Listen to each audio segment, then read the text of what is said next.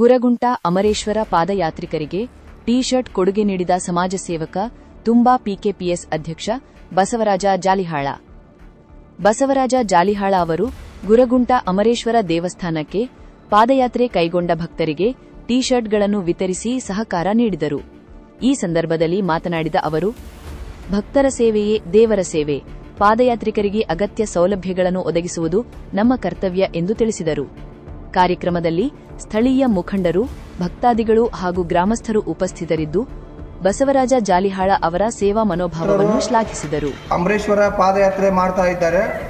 ಆ ಪಾದಯಾತ್ರೆಗೆ ನಮ್ಮ ಬಸವರಾಜ ಜಾಲಿಹಾಳ ಪಿಕೆಪಿಎಸ್ ಅಧ್ಯಕ್ಷರು ಇವರು ನಮ್ಮ ಯುವಕರಿಗೆ ಒಂದು ಕೊಡುಗೆ ಟಿ ಶರ್ಟ್ ಅನ್ನು ಕೊಡಿಸಿದ್ದಾರೆ. ಅವರಿಗೆ ನಾವು ಇಂಗಳಿಗೆ ವತಿಯಿಂದ ಧನ್ಯವಾದಗಳು ಹೇಳ್ತಾ ಒಂದು 4 ಹಿತ ನುಡಿಗಳನ್ನು ಬಸವರಾಜ ಜಾಲಿಹಾಳರು ಹೇಳ್ಬೇಕಂತ.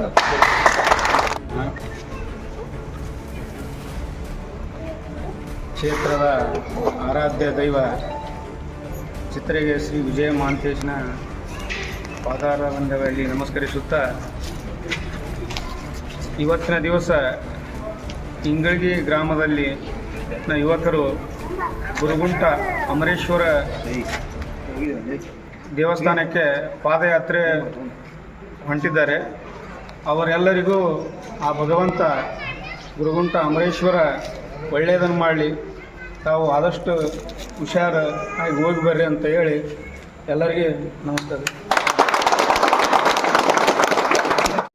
ಪಾಠ